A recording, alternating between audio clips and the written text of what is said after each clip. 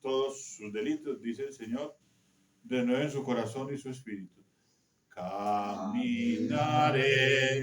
en presencia de... Caminaré en presencia del Señor. El Señor esté con ustedes. Y con tu espíritu. Lectura del Santo Evangelio según San Juan. Gloria a ti, Señor.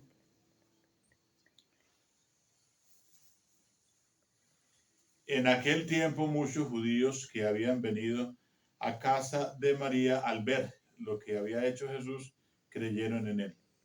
Pero algunos acudieron a los fariseos y les contaron lo que había hecho Jesús. Los sumos sacerdotes y los fariseos convocaron el Sanedrín y dijeron: ¿qué hacemos? Este hombre hace muchos signos. Si lo dejamos seguir, todos creerán en él. Y vendrán los romanos y nos destruirán el lugar santo y la nación. Uno de ellos, Caifás, que era sumo sacerdote aquel año, les dijo: ustedes no entienden ni palabra, no comprenden que les conviene que uno muera por el pueblo y que no perezca la nación entera. Esto no lo dijo por propio impulso, sino que por ser sumo sacerdote aquel año, habló proféticamente anunciando que Jesús iba a morir por la nación. Y no solo por la nación, sino también para reunir a los hijos de Dios dispersos. Y aquel día decidieron darle muerte. Por eso Jesús ya no andaba públicamente entre los judíos, sino que se retiró a la región vecina al desierto, a una ciudad llamada Efraín, y pasaba allí el tiempo con los discípulos. Se acercaba la Pascua de los judíos y muchos de aquella región subían a Jerusalén antes de la Pascua para purificarse. Buscaban a Jesús y estando en el templo se preguntaban: ¿qué les parece? ¿Vendrá a la fiesta? Los sumos sacerdotes y fariseos habían mandado que el que se enterase de dónde estaba les avisara para prenderlo. Palabra del Señor. Gloria a ti, Señor Jesús. Tu palabra, Señor, es la verdad, y tu ley nuestra libertad. Tu palabra, Señor, es la verdad, y tu ley nuestra libertad. Nos podemos sentar.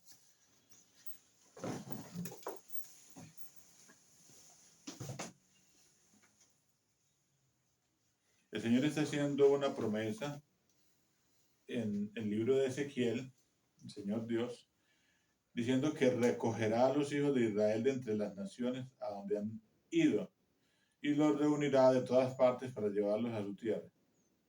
Y los hará una sola nación en la tierra, en los montes de Israel. Y también habla de su siervo David, que será su rey, el único pastor de todos ellos. Caminarán según sus preceptos, cumplirán sus prescripciones y las pondrán en práctica. Habitarán en la tierra que yo di a mi siervo Jacob, en la que habitaron sus padres. Allí habitarán ellos, sus hijos, y los hijos de sus hijos para siempre. Y mi siervo David será su príncipe para siempre. Bueno, es David como el preámbulo, es David como la figura de Jesús, el Hijo de Dios, del Rey. Porque de David desciende ese reinado. ¿Y por qué de David desciende ese reinado? Porque el Señor lo ha ungido a su siervo David, y lo ha ungido para siempre. Eso lo hemos repetido muchas veces con el anuncio del ángel: y su reino no tendrá fin. Es un reino que no tiene fin. Hoy también se lleva al cumplimiento de esa promesa del Señor cuando el sacerdote de turno está profetizando lo que acontece con Jesús. Ustedes no entienden ni palabra, no comprenden que les conviene que uno muera por el pueblo y que no perezca la nación entera. Es decir, cuando el Hijo del Hombre sea levantado, atraerá a todos hacia él. judíos, griegos, romanos, es decir, tanto los judíos como los paganos, ¿no? Y eso es lo que hoy vemos, como Jesús es el centro de la vida cristiana, por eso nos llamamos cristianos, y uno ve que el mundo está eh, lejos de Dios, pero van a ser convocados por muchas razones delante de Dios. Muchas personas, multitudes, muchedumbres. Por eso se habla de que se entrega por la salvación de muchos, de muchos. No de todos, porque todos no van a creer. Es decir, eso es lo que el Padre Celestial quiere, que sea por todo el mundo, por los 7.200 millones de habitantes que hay en el mundo actualmente. Pero sabemos, entendemos, comprendemos que hay gente que no quiere saber nada de Dios. Y hay gente que quiere saber de Dios. Y hay gente que no quiere saber nada de Dios, pero que también será llamada. Algunos de los que no quieren saber nada serán tocados por las manifestaciones grandes de Dios. Y como Dios se manifiesta de 1000 maneras, pero también es un número limitado a lo que estoy diciendo, ¿no? Lo cual quiere decir que se puede manifestar de 10.000 o de 1.000.000 de maneras, pero de muchísimas maneras, sino que esa palabra 1000 maneras es para decir que de muchas maneras se manifiesta Dios a través del Espíritu Santo, a través de la gracia, a través del milagro, a través de la bondad, a través de la providencia, a través de la sabiduría, a través de la palabra, a través del sacerdote, a través de los testimonios, a través de los santos, a través de los mártires, a través de la primera sangre, a través de la Eucaristía, a través de la misericordia de Dios para estos tiempos. Es tan grande que muchos llorarán al que traspasaron, llorarán al que traspasaron.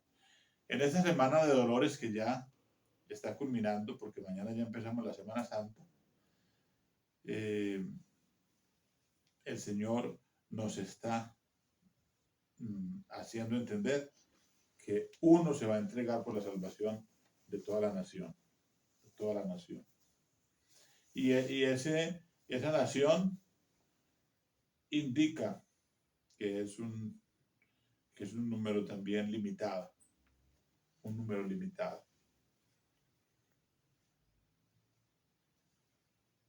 Esto no lo dijo por propio impulso, sino que por ser sumo sacerdote, aquel año habló proféticamente anunciando que Jesús iba a morir por la nación.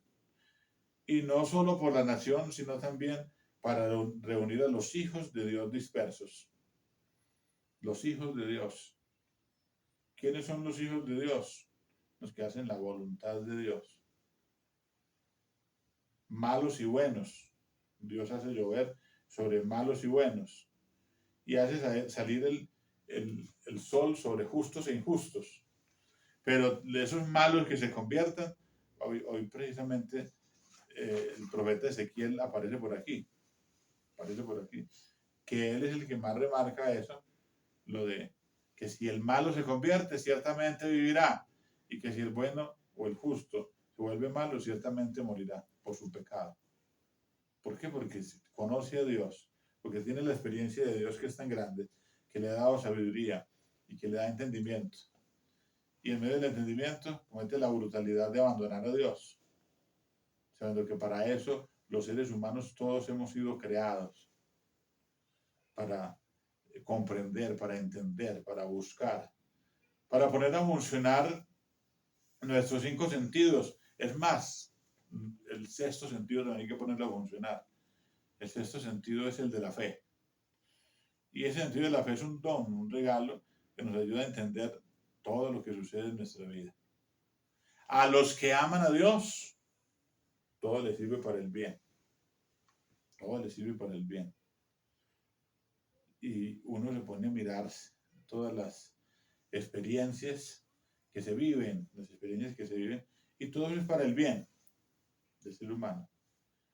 por ejemplo, una enfermedad, eso es para el bien, la purificación, es una oportunidad. Uno dirá, bueno, ¿y esa persona por qué dura tanto tiempo? ¿Por qué dura 97 años? ¿Por qué dura 100 años? ¿Por qué va a gustar 91 años? ¿Por qué no se murió a los 50? El Señor sigue teniendo paciencia para que esa persona sea un santo, para que esa persona sea una santa, para que esa persona llegue a la plenitud de la vida. El Señor le da esa oportunidad. Vean, ¿y por qué esa otra persona que estaba enferma duró tanto tiempo reducida en una cama, 15, 20 años? Solamente Dios sabe qué es lo que está haciendo. Me decía una señora que tenía 107 años, padre, yo no sé para qué me tiene el Señor. Y empezaba a decir ella misma, padre, yo oro mucho por ustedes, yo hago 5 rosarios en el día. Ya. Estaba dando la respuesta para qué la tenía el Señor, una intercesora que se ofreciera. No tenía nada más que hacer una persona de 107 años, sino estar por ahí dispuesta para orar todo el día, orar 5 rosarios en el día, por los sacerdotes, por la conversión, por el mundo, por sus hijos, por sus nietos, por sus bisnietos, por sus tataranietos, que 107 años da para todo eso, ¿no? Da para todo eso. Entonces, Dios, todo lo que sucede en nuestra vida es para nuestro bien. Lo que estamos viviendo hoy, por ejemplo, en la Iglesia Universal, eso es para el bien. Para el bien. Dios permite que suceda. Voy a hacerles, por ejemplo, un recuento. ¿Para qué permitió el Señor, por ejemplo, que existiera Sodoma y Gomorra y que estuviera por allá Lot? Para el bien. Para que salvara a Lot y sus 2 hijas. ¿Para qué permitió el Señor en el tiempo del diluvio que se salvaran 8 personas? Noé y su familia. Para el bien de esos que tenían que ser santos. ¿Para qué permitió hoy la prueba grande que está sucediendo en la iglesia? Eso es lo mejor que puede suceder en la vida. Lo mejor que ha podido suceder en la vida nuestra en estos últimos tiempos es la prueba que acabamos de pasar. Una prueba grande mundial. ¿Para qué? Ahí nos dimos cuenta cuán frágiles somos. Ahí nos dimos cuenta cómo es de peligroso un virus. Cómo es de peligroso. Y cómo es de peligrosa la humanidad. Y cómo es de peligroso el hombre. Que nos autodestruimos, nos acabamos, nos autoflagelamos, nos extinguimos de alguna manera. Somos perversos. ¿Para qué el Señor permite, por ejemplo, que haya tanto aborto? Que haya tanta maldad, que haya tanta perdición, que haya tanta apostasía, que haya tanta pérdida de la fe. Algo bueno tiene que sacar. Así sea un puñado de santos, así sea un remanente de santos, así sean contados con los dedos de las manos.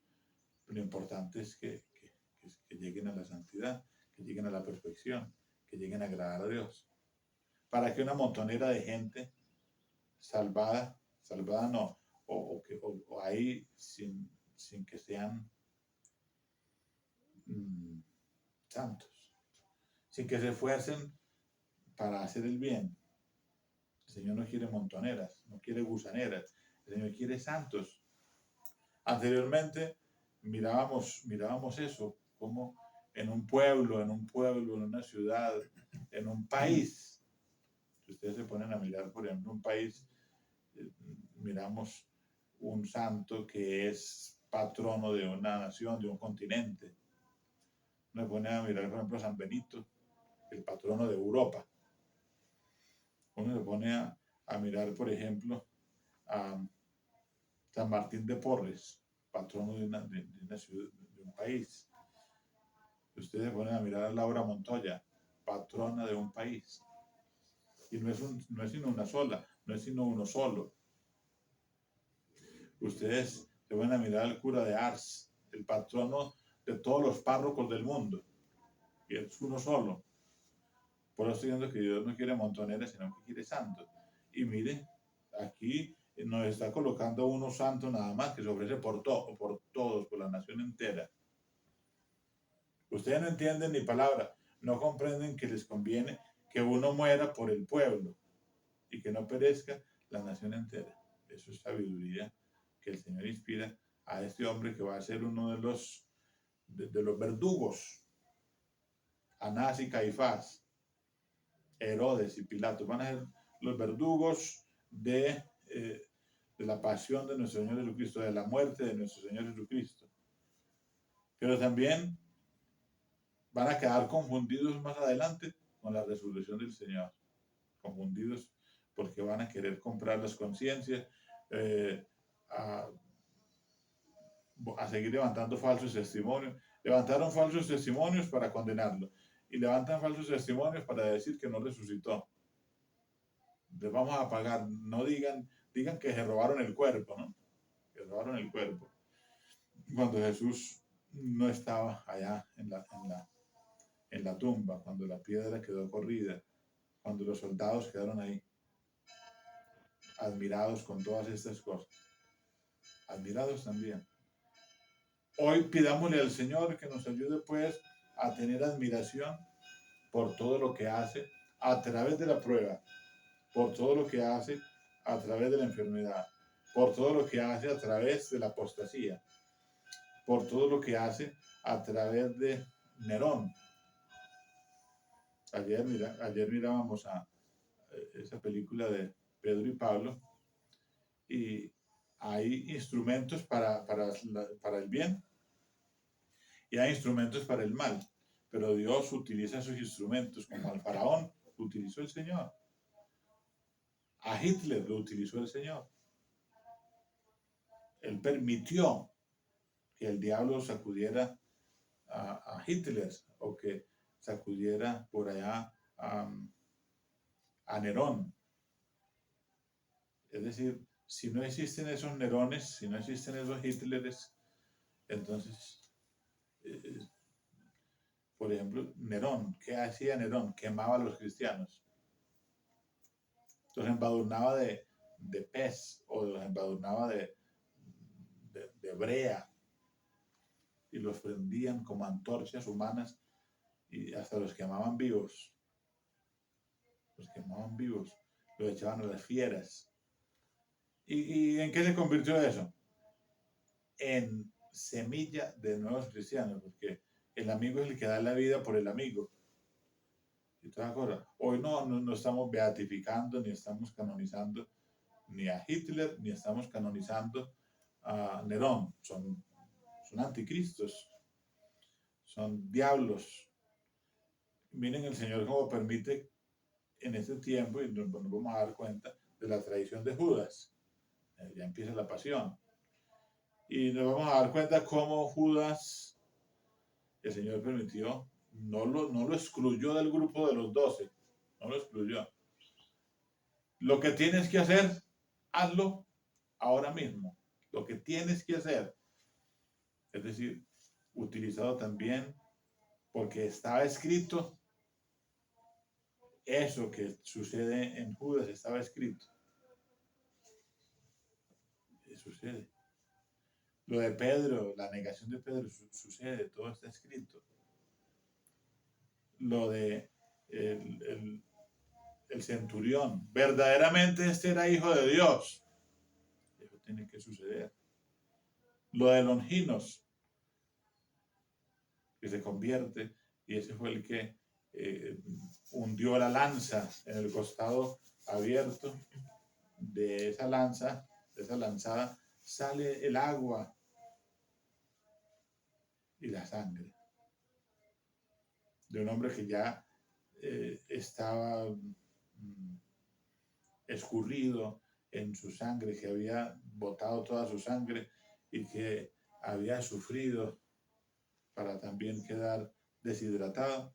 De ahí salen los sacramentos, sale la fuente de la purificación para nosotros.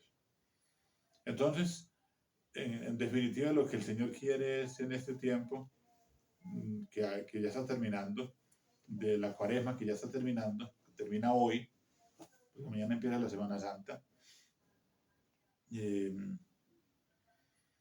purificarnos, darnos la oportunidad de hacer penitencia, de hacer abstinencia, y los que logramos aprovechar de alguna manera, los que no, y los que no hicimos ayuno, hicimos cualquier sacrificio, pequeño sacrificio. Y el que no aprovechó esos pequeños sacrificios, o esos ayunos, o esas oraciones, o esos viacrucis que había que hacer, entonces no se preocupe que ahora en la Semana Santa también lo puede hacer, o después de la Semana Santa también lo puede hacer, en la Pascua también lo puede hacer, en Navidad también puede seguir orando, en este tiempo también puede seguir orando. El Señor es tan bueno y tan misericordioso que en cada momento de la historia de la iglesia, de la liturgia de la iglesia, en este ciclo de la iglesia, nos da esas oportunidades para orar, esas oportunidades para el encuentro, esas oportunidades para la santificación, esas oportunidades para la conversión, esas oportunidades para el cambio, esas oportunidades para el compromiso. Gloria al Padre, y al Hijo, y al Espíritu Santo. Como era en el principio, ahora y siempre, por los siglos de los siglos. Amén.